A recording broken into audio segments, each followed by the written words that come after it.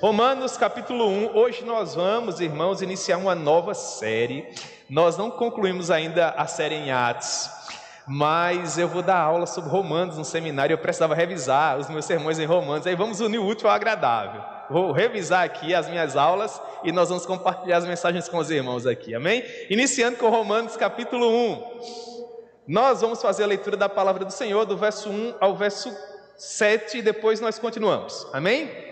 Romanos capítulo 1 diz assim: Paulo, servo de Jesus Cristo, chamado para ser apóstolo, separado para o evangelho de Deus, o qual foi por Deus outrora prometido por intermédio dos seus profetas nas sagradas escrituras, com respeito a seu filho, o qual, segundo a carne, veio da descendência de Davi, e foi designado Filho de Deus com poder, segundo o Espírito de santidade, pela ressurreição dos mortos, a saber, Jesus Cristo, nosso Senhor, por intermédio de quem viemos a receber graça e apostolado por amor do seu nome, para a obediência por fé entre todos os gentios, de cujo número sois também vós, chamados para serdes de Jesus Cristo.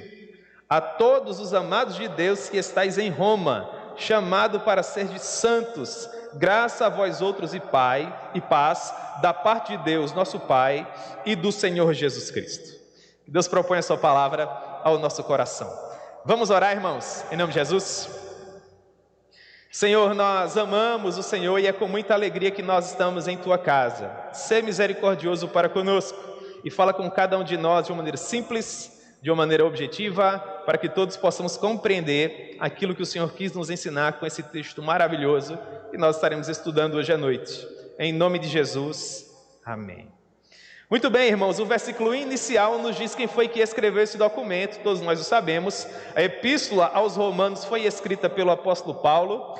Dentro da ordem cronológica do documento, esse foi o 6º documento que Paulo escreveu. A primeira carta foi Gálatas, depois foi 1 Tessalonicenses, 2 aos Tessalonicenses, depois 1 aos Coríntios, 2 aos Coríntios e finalmente Romanos.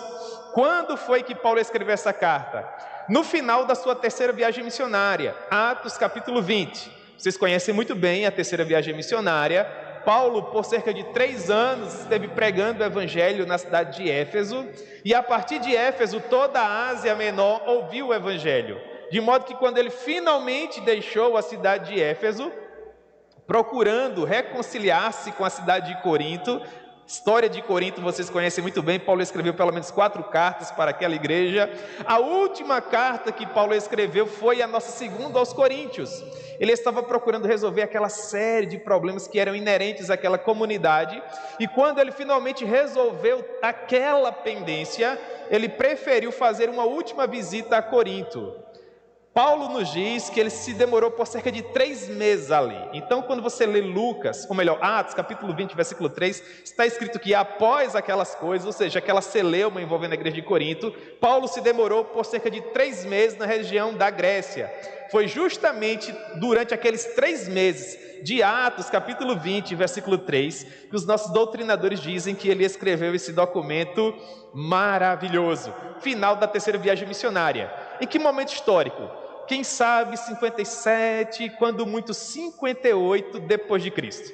Portanto, nós aprendemos quem escreveu a carta, em que momento histórico ele escreveu, e nós também aprendemos de onde ele escreveu. E tudo isso, irmãos, com base nesse versículo 1, quando ele diz: Paulo, servo de Jesus Cristo, chamado para ser apóstolo, separado para o evangelho de Deus. Aqui nós temos as chamadas credenciais apostólicas do nosso querido Saulo de Tarso, outrora perseguidor da igreja, mas nesse momento um dos principais líderes do cristianismo. Se outrora ele era um perseguidor, neste momento, quando ele escrevia essa carta, ele se orgulhava de ser um escravo de Cristo, de ser um servo do Senhor. E perceba que ao tempo em que, historicamente falando, ser um escravo era algo que trazia uma certa conotação pejorativa, para nós que somos homens e mulheres de Deus, ser chamado de servo do Senhor é muita honra, não é verdade? Quando você faz uma pesquisa dentro do enredo do Antigo Testamento, por exemplo, você vai perceber que poucos foram os homens que receberam esse título. Homens da estirpe de Abraão, de Moisés, de Josué, de Davi, de Isaías. Esses foram os personagens do Antigo Testamento que foram chamados de servos de Deus, de servos do Senhor. E aqui nós temos o apóstolo Paulo se orgulhando, assim como todos nós, de ser chamado servo de Jesus Cristo. Mas ele não apenas se orgulha de ser servo do Senhor Jesus, ele também se orgulha pelo fato de ter sido chamado para ser apóstolo. Essa palavra chamar, que o próprio Paulo usa nesse versículo 1, tem a ver com ser convocado, com uma ordem que é determinada, com alguém que estava fazendo parte de um grupo e que de repente é pinçado daquele grupo para uma missão específica. Portanto, o fato de ser chamado denotava toda a vida do apóstolo Paulo. Desde o momento em que ele teve aquele encontro com Cristo glorificado na estrada para Damasco, todo o desenrolar da vida dele apenas cooperava para fazer valer a missão que ele havia recebido. E qual seria? Pregar o evangelho de Cristo Jesus, tanto às maiores autoridades da sua época, como a todos os gentios espalhados por toda a face do planeta Terra. É nesse sentido que ele diz que foi chamado, convocado por Deus para ser um missionário. A palavra apóstolo aqui tanto tem a ver com o fato de que Paulo era um apóstolo, assim como os 12 que caminharam com o Senhor Jesus, assim como também tem a ver com o fato de que ele tinha a missão de percorrer todo o mundo pregando o evangelho a toda criatura. E Paulo procurou fazer isso com todo desvelo, com toda a força do seu coração. Não é à toa que no final da sua jornada, ele olha para o seu legado, para tudo aquilo que ele havia vivido ao lado do Senhor Jesus, e de uma maneira, irmãos, que quase beira o orgulho. Quando você está estudando o apóstolo Paulo, em algum momento você pensa assim, rapaz, Paulo flertou com orgulho ali. Imaginou, irmãos, quando ele diz, sejam meus imitadores? Em outras palavras, quer ir para o céu, meu irmão? Então viva como eu vivo. Ah, irmãos, todos nós deveríamos nos comportar assim, não é verdade? A glória não estava em Paulo, o restante do versículo diz, assim como eu sou um imitador de Cristo. Mas em outras palavras, Paulo estava ensinando que no entendimento dele, apesar das suas falhas, ele era pecador, assim como todos nós, ele procurava viver da maneira mais cristocêntrica possível. Não é à toa que ele diz, viver para mim é Cristo e morrer para mim é lucro. Não importa se eu venha perder a minha vida, contanto que eu cumpra com excelência a carreira que me foi proposta. Portanto, uma pessoa que, sendo inspirado pelo Espírito Santo, fala dessa maneira, é alguém que tem condições de ser seguido, convenhamos. Então ele diz, eu fui chamado por Deus para pregar o evangelho, eu fui chamado por Deus para fazer com que as pessoas se convertam das trevas para a maravilhosa luz do Senhor Jesus, eu fui chamado para fazer com que pessoas se rendam ao senhorio de Cristo. Como ele se orgulhava?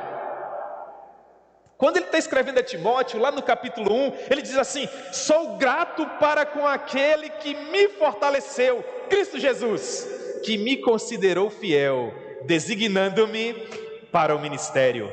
A mim que noutrora era blasfemo e perseguidor da igreja, mas aprouve a Cristo escolher a mim, o principal dos pecadores, para provar que a graça dele tem poder de escrever uma nova história, não importa a multidão de pecados que nós venhamos a ter cometido. Então Paulo se orgulhava disso, de ser um apóstolo separado para o evangelho de Deus, para as boas novas. Nós precisamos também nos orgulhar, irmãos, daquilo que Deus nos confiou. Você se orgulha dos dons que Deus lhe deu, dos talentos que Deus lhe deu? Você procura fazer com que toda a sua vida venha convergir para a promoção dessa missão maravilhosa que Deus lhe deu? Paulo procurava viver desta maneira, promovendo a glória de Deus, promovendo o seu próprio ministério. Por quê? Versículo 2, porque ele entendia que tudo isso havia acontecido por causa da misericórdia de Deus. do mesmo Deus que outrora havia prometido por intermédio dos seus profetas nas Sagradas Escrituras com respeito a seu filho, o qual segundo a carne veio da descendência de Davi. Então nesse momento nós temos uma transição. Paulo deixa de se apresentar e agora ele diz que o motivo do seu orgulho, e ele vai tratar mais uma vez o motivo do orgulho dele no versículo 16, quando ele diz: eu não me envergonho disso que eu acabei de falar, porque é o poder de Deus para a salvação de todo aquele que nele crê, tanto do judeu como do gentio. E ele diz: eu me orgulho pelo fato de saber que eu sou um veículo, um canal para a promoção da mensagem que diz que o Messias, há tanto tempo esperado, finalmente fora enviado. O Filho de Deus prometido lá no Antigo Testamento, pelas vozes dos profetas que são ali narrados nas Sagradas Escrituras, finalmente veio até nós. E conforme nos ensinava a profecia, ele veio da descendência de Davi. Paulo está fazendo menção, irmãos, ao objeto da nossa fé, que não é outra pessoa senão o próprio Senhor Jesus. Mas para que não restasse dúvida, ele diz, versículo 4: e foi designado Filho de Deus com poder, segundo o Espírito de santidade, pela ressurreição dos mortos, a saber, quem? Cristo Jesus, nosso Senhor, designado Filho de Deus com poder. Nós sabemos que Jesus é filho do Espírito Santo, que ele foi gerado pelo Deus Todo-Poderoso no ventre da Virgem Maria. Mas para que não restasse dúvida, no momento em que ele era batizado por João Batista, lá na foz do Rio Jordão, vocês conhecem bem, ao tempo em que ele saía do rio, uma voz poderosa, acompanhada de uma pomba que pairava sobre a cabeça de Jesus, disse assim para todos quantos: este é o meu filho amado, no qual tenho prazer, no qual me comprazo. Feito Filho de Deus com poder, segundo o Espírito de santidade. Nunca houve nenhum homem tão santo quanto o Senhor Jesus. Tão belo, tão sublime, tão maravilhoso, mas que ao mesmo tempo caminhava com vice-pecadores, tais quais nós somos. O Espírito de santidade que fez com que Jesus tivesse autoridade para tomar aquele livro das mãos de Deus e desatar-lhe os 7 selos, os 7 espíritos que haviam selado aquele livro, significavam que apenas um ser perfeito, santo, teria condições de tomar aquele livro e desatar-lhe os 7 selos. E João chorava copiosamente, porque nem no céu, nem sobre a terra, nem embaixo da terra havia ninguém que fosse digno de ao menos olhar para o livro. Até que o ancião de dias lhe disse: João, não chore, porque há alguém no qual habita o Espírito de santidade.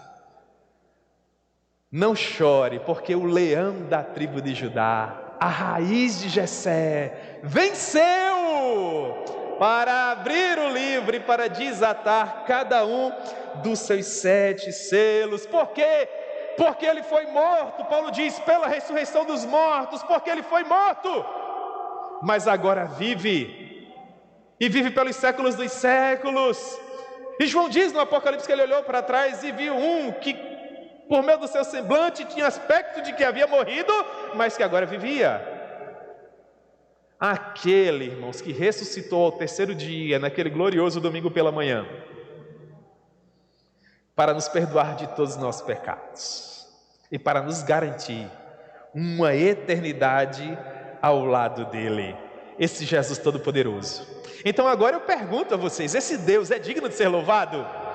Esse Deus é digno de ser adorado? Mas é claro que Ele é, até porque tudo aquilo que nós temos, o que nós somos, e até aquilo que um dia nós viermos a ser, nós apenas o somos, e até seremos por causa dEle,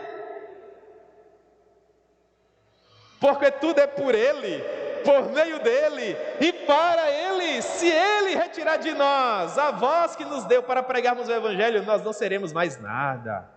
Se Ele retirar de nós o dom que nos deu de tocar, ou de cantar, de evangelizar, de interceder, de contribuir, de fazer tudo, meus amados irmãos, nesse momento nós deixaremos de ser quem somos, perderemos a nossa identidade, porque nós só somos algo por intermédio de Cristo, porque estamos crucificados com Ele, E a vida que nós agora temos, nós temos pela fé no Filho de Deus, que nos amou e assim mesmo se entregou por nós. Interessante que você vai pregando sobre Romanos e você vai fazendo as citações, e é, para a glória de Deus, grosso modo, teologia paulina. Porque você vai falando e você vai percebendo que tudo que você faz é citar versículos. Que homem brilhante foi esse apóstolo Paulo, tão seriamente usado por Deus para a glória do nome do Senhor. E ele diz, por intermédio de quem, versículo 5, nós viemos a receber graça, apostolado, por amor do seu nome. No primeiro momento ele nos diz que nós não merecemos absolutamente nada. Nós não merecemos os dons que temos, nós não merecemos os talentos que temos, nós não merecemos todo o suporte que Deus nos dá para fazer a obra dele. Tudo é graça, irmãos. Tudo é graça.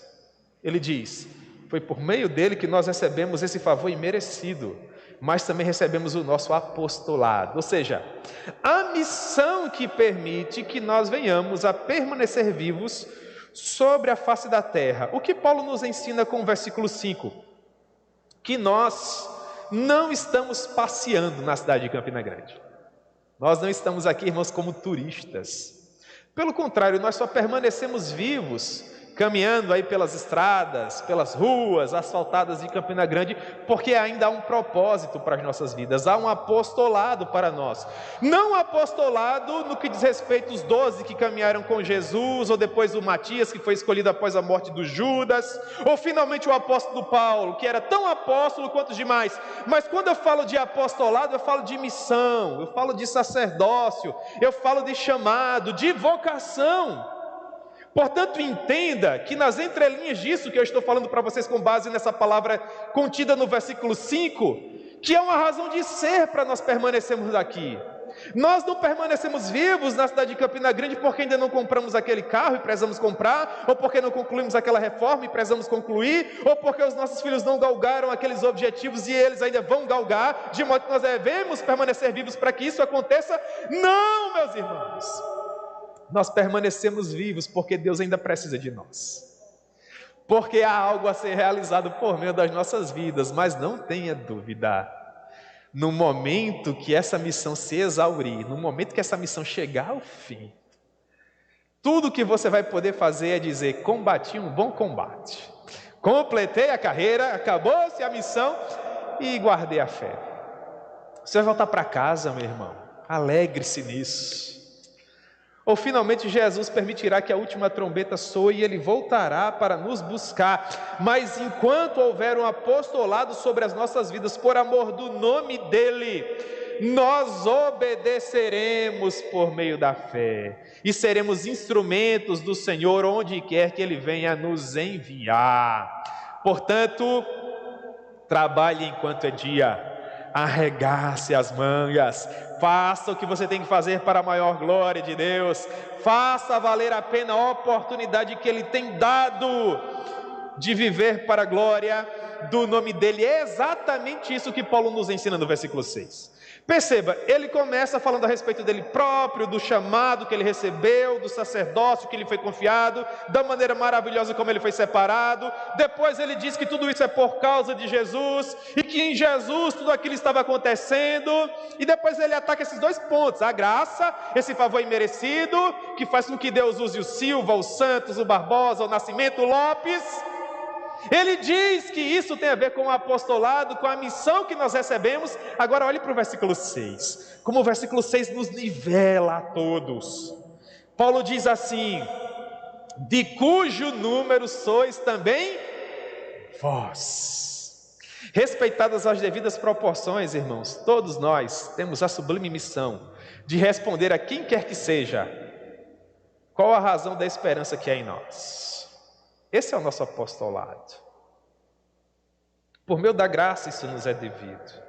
E nós somos chamados, versículo 6, para pertencermos a Jesus, para sermos servos de Jesus, assim como Paulo foi.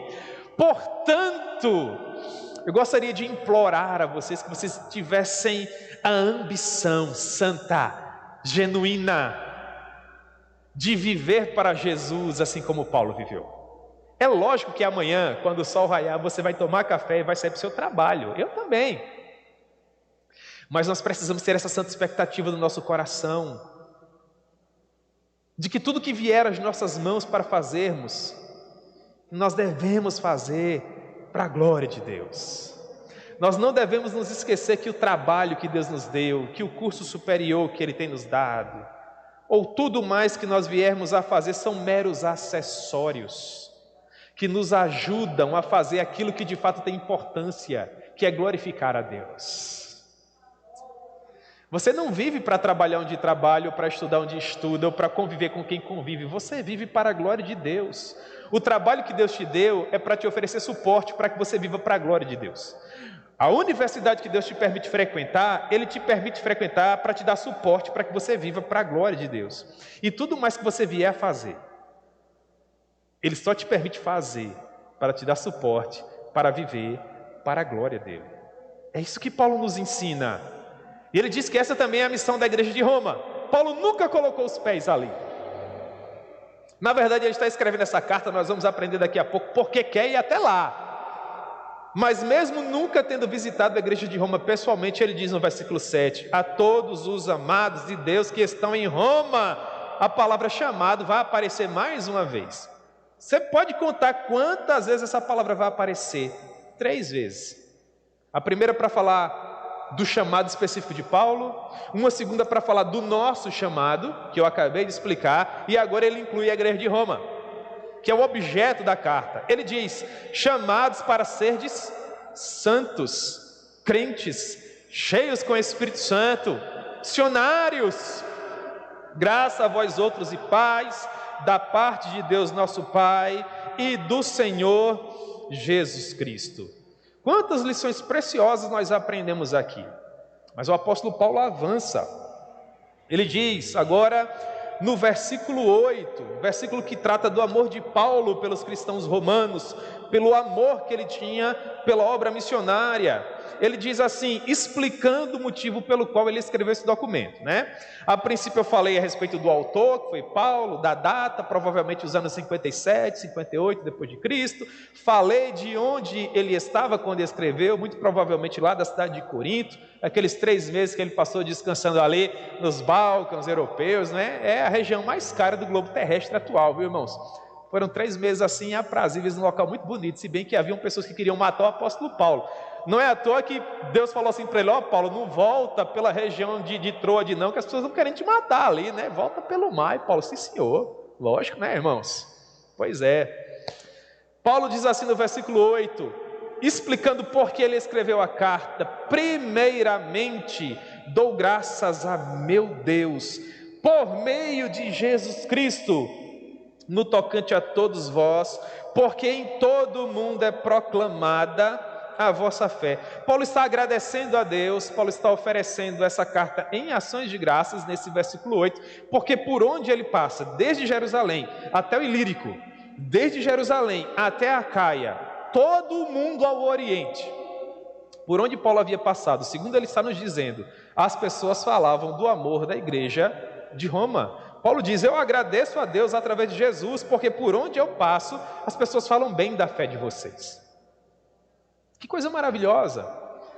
Como é bom, não é, irmãos, quando as pessoas ainda nem nos conhecem, mas às vezes ouvem a respeito da igreja que nós frequentamos, ou das pessoas com as quais nós convivemos, e às vezes quando associam a nossa pessoa, a nossa igreja, ou associam a nossa pessoa com algumas outras pessoas com as quais nós convivemos, falam assim, rapaz, que coisa boa, então você congrega naquela igreja, já ouvi falar muito daquela igreja, você é pastoreado por aquele pastor, glória a Deus, já ouvi falar muito dele, você é irmão daquela pessoa, faz parte daquela igreja, que coisa maravilhosa, já ouvi muito falar a respeito de vocês, tão bom, não é, irmãos? Glória a Deus por isso, nós precisamos viver dessa maneira, para a glória de Deus. Paulo diz, porque Deus, a quem sirvo em meu espírito no evangelho do seu Filho, é minha testemunha, de como incessantemente faço menção de vós em todas as minhas orações, suplicando que em algum tempo, pela vontade de Deus, se me ofereça boa ocasião de visitar-vos, porque muito desejo ver-vos a fim de repartir convosco algum dom espiritual, para que sejais confirmados, isto é, para que em vossa companhia reciprocamente nos confortemos por intermédio da fé mútua, vossa e minha. Nesse momento, Paulo vai explicar o motivo pelo qual ele ainda não foi pessoalmente na cidade de Roma. Por que ele não foi até lá? Porque o objetivo de Paulo era sempre ser um missionário pioneiro. Ele queria falar de Jesus em regiões do globo terrestre onde Jesus ainda não era conhecido. É isso que ele nos explica lá em Romanos capítulo 15, quando ele diz assim, Romanos 15, 18: porque não ousarei discorrer sobre coisa alguma, senão sobre aquelas que Cristo fez através de mim, para conduzir os gentios à obediência por meio da palavra e por meio das obras, por força de sinais e prodígios, pelo poder do Espírito Santo, de maneira que, Paulo vai dizer, Romanos 15, 19, desde Jerusalém e circunvizinhanças até o Ilírico é aquela região que vai da Macedônia até a Caia, que vai de Filipos até Corinto. Paulo diz, eu saí de Jerusalém e circunvizinhanças, aí falei de Jesus em Troade, terra natal de Barnabé. De Troade eu falei na região da Ásia Menor, mais ao sul, toda a região da Panfilha, da Psídia, da Licaônia, de Tarso, da região de Damasco. Depois, na segunda viagem missionária, eu vim até a Europa, evangelizei desde a Macedônia até a Caia. Na terceira viagem missionária, eu fui para o norte da Ásia, desde Éfeso até chegar no ponto, passando pela Bitínia, Mísia, Capadócia. Ou seja, o que Paulo está dizendo? Todo o mundo, mais ao oriente da Europa, eu já evangelizei. Que coisa preciosa! Ele diz em Atos capítulo 19, na verdade Lucas escrevendo sobre ele, né? Que durante os 2 anos em que Paulo esteve na cidade de Éfeso, toda a Ásia ouviu o Evangelho. E Paulo queria ser pioneiro, você lembra disso? Se toda a região mais ao oriente do globo já havia ouvido o Evangelho, Paulo ainda tinha campo naquela região? Não, ele não tinha.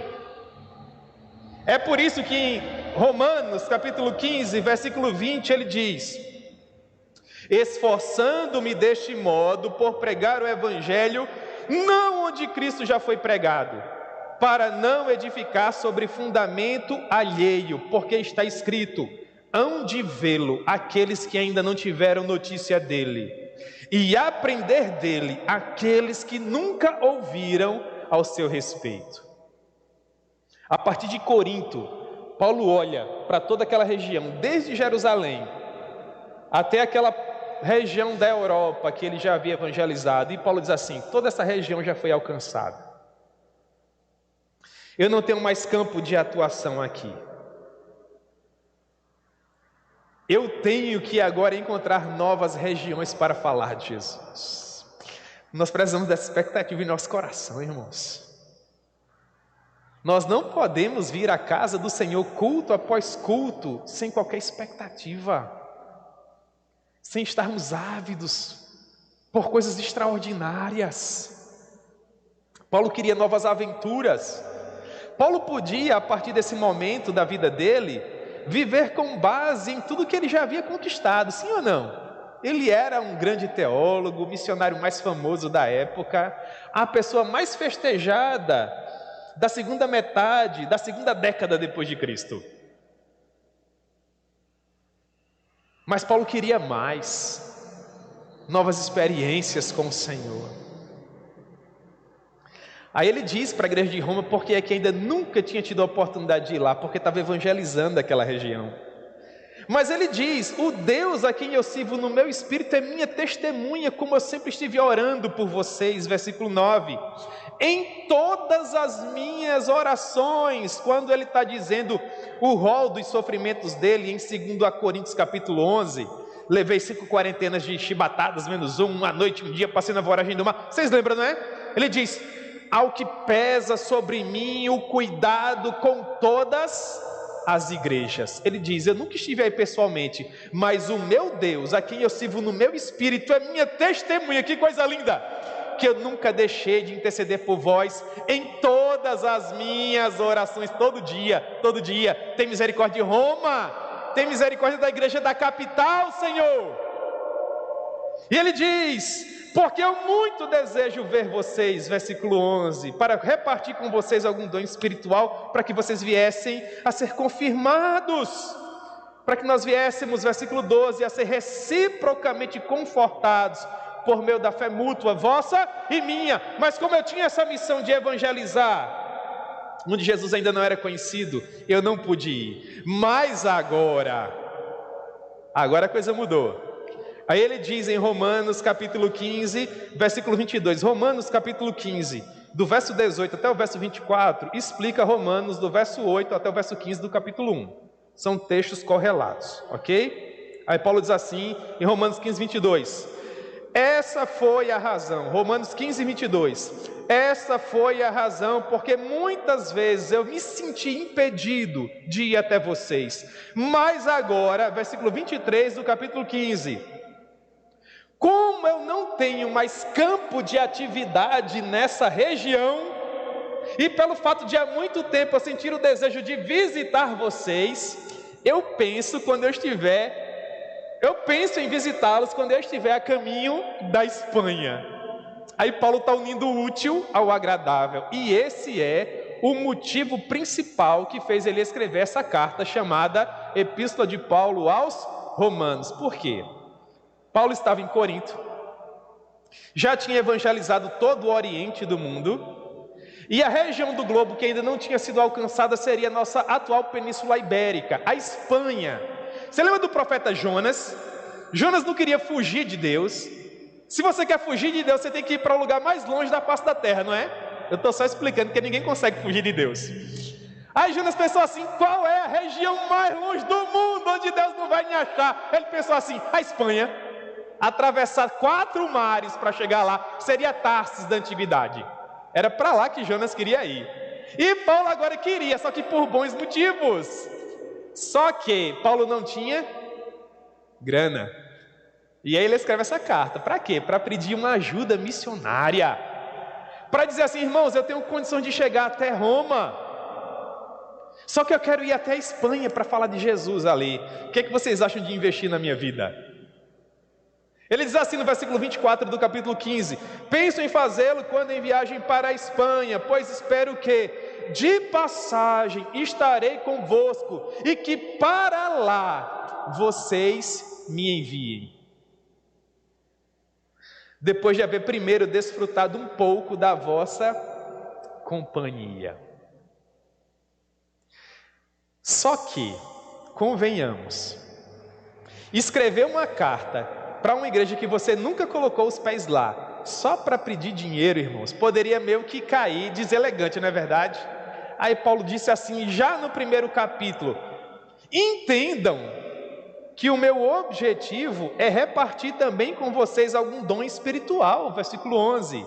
Eu não quero tão somente levar teologia para vocês, eu quero crescer mutuamente, versículo 12, como vocês, por intermédio da fé, vossa e minha.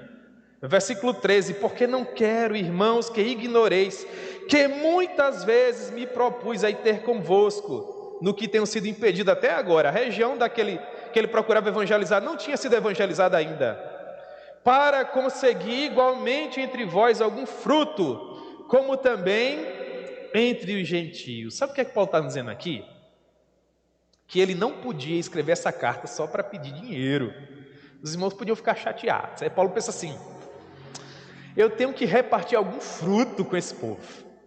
Mas ele não sabia qual era a capacidade teológica da igreja. Se a igreja era robusta teologicamente falando, ou superficial teologicamente falando. Então Paulo fica ali pensando com seus botões, eu escrevo sobre o quê? Como presente para esse povo. E aí, irmãos, ele concluiu que não haveria assunto mais interessante para compartilhar com qualquer igreja, senão o plano da salvação.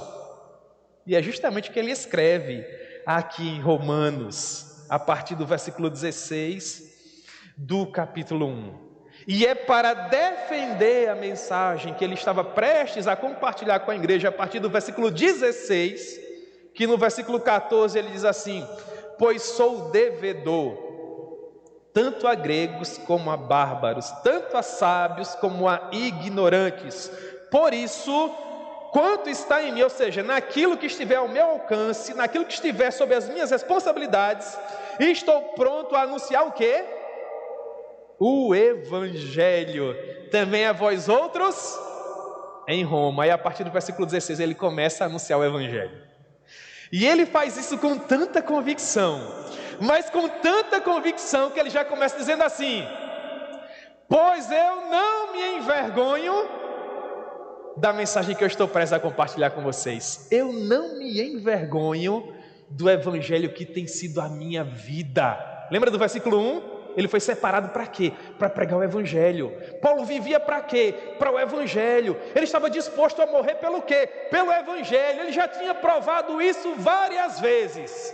E agora, tendo a primeira oportunidade de colocar o Evangelho que ele pregava no papel pela primeira vez, é por isso que Romanos é tão preciosa. Porque nós temos o plano de salvação sistematizado pela primeira vez nesse documento. Desde a depravação total do homem até a glorificação. Aí Paulo diz: eu não me envergonho dessa mensagem. Sabe por quê?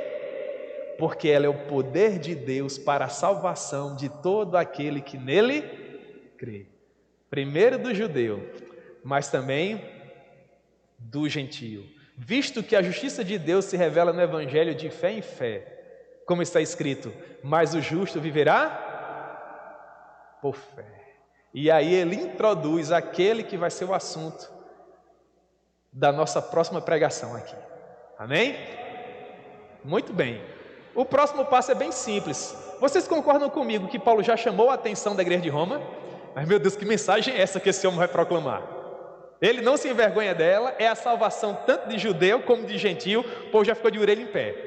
E para ser salvo tem que dar ouvidos a ela, porque o justo só é salvo por meio da mensagem da fé. A igreja está preparada. Só que antes de entrar com o antídoto, que é a fé, que é o evangelho, ele primeiro vai falar da doença, que é o pecado, para que a igreja de Roma viesse a valorizar o remédio. Então no capítulo 1, do verso 18 até o verso 32, ele fala que os gentios estão em pecado. No capítulo 2 ele fala que os judeus estão em pecados. Aí no capítulo 3 ele une os argumentos. Provou que os gentios estavam em pecado, provou que os judeus estavam em pecados. Aí vem aquele famoso versículo que diz: porque todos, judeus e gentios, pecaram e destituídos estão da glória de Deus, sendo justificados gratuitamente por meio da fé. É um escritor brilhante, né, irmãos? Cara, era muito cheio do Espírito Santo. Amém?